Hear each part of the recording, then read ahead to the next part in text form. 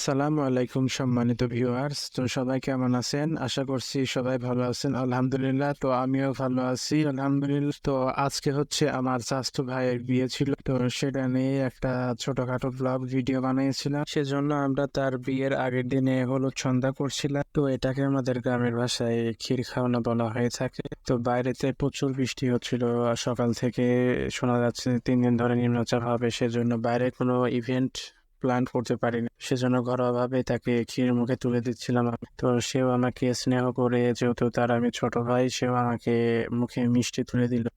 তো আমরা এই হলুদ সন্ধ্যাটাকে নর্মাল ভাবে উদযাপন করেছিলাম। তো ভাইয়ের বিয়ের ডেটটা ছিল 2 আগস্ট। তো আজকেও সকাল থেকে প্রচুর বৃষ্টিপাত হচ্ছিল, মানে কোনোভাবে বৃষ্টি থামছিল না। তো হঠাৎ করে বৃষ্টি থামে, তখনই আমরা সবাই বের হয়ে পড়ি বিয়ের গাড়ি নিয়ে। তো যেহেতু বৃষ্টি হচ্ছে, কখন চলে আসে আবার, তো কোনো রিস্ক না নেওয়াতে আমরা আমাদের মতো করে সবাই বেরিয়ে পড়ি। তো রাস্তাও খুব কমই ছিল, প্রায় 10 থেকে 12 মিনিটের রাস্তা বলা চলে। তো আমরা প্রায় চলেই আসছিলাম, যেহেতু সবার কাছে বাইক আর আমরা কার এবং 2টা হাইস নিয়েছিলাম। তো প্রায় বিয়ে বাড়ির কাছাকাছি জায়গাতে আমরা চলে আসছিলাম। তো আমরা বিয়ে বাড়িতে ঢুকতে এখানে কিছু ভাইরা গাড়িটাকে ঠেকিয়ে দেয়। তো তারা কিছু বকশিশ দাবি করে যে তাদেরকে বকশিশ দিতে হবে, সেজন্য এখানে তারা থামিয়ে দিল গাড়িটা। এরপর খুশি মনে তারা তাদের প্রাপ্যটাকে বুঝে নিল এবং আমরাও সামনের দিকে আগাইতে থাকলাম।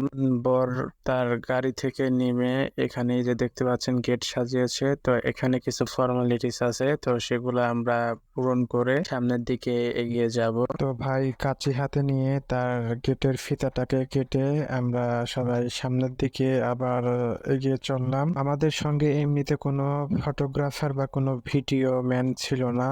আমি নিজে নিজে কিছু ভিডিও করছিলাম। তো এখানে আসার পর দেখছি যে বিয়ে বাড়িতে একটা ভিডিও ম্যান আছে, তো সে তার শুট গুলো নিচ্ছিল। তো আমিও আমার মতো করে কিছু ভিডিও করে নিচ্ছিলাম। দেন আমরা ভিতরে চলে আসলাম। তো এখন পরে তার স্টেজে বসে যাবার পালা। তো সে সেখানে বসে পড়লো। এখন সবাই আমরা একটু ভিডিও করে নিচ্ছিলাম নিজেদের মতো করে। এখানে আমরা 3 চাচাতো ভাই আছি। এরপর আমরা সবাই খেতে বসে পড়লাম। এই যে ভাইরা সবাই খাচ্ছিল।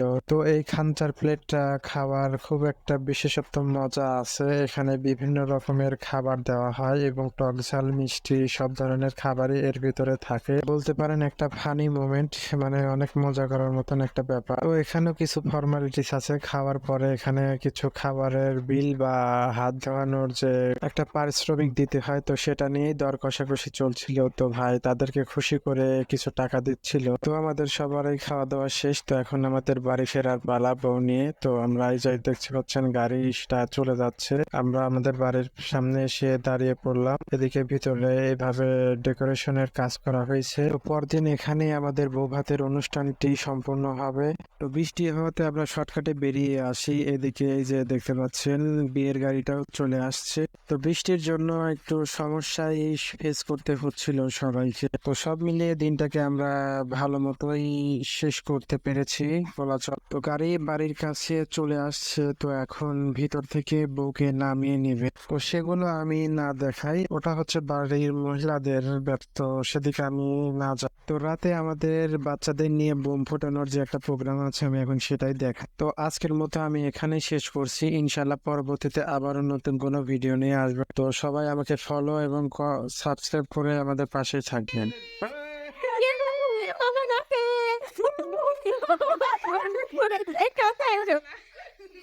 আর মানুষ তোমরা কি নিরা যাও, আমার কথা আরে দাঁড়াও সামনে দে রে দে দে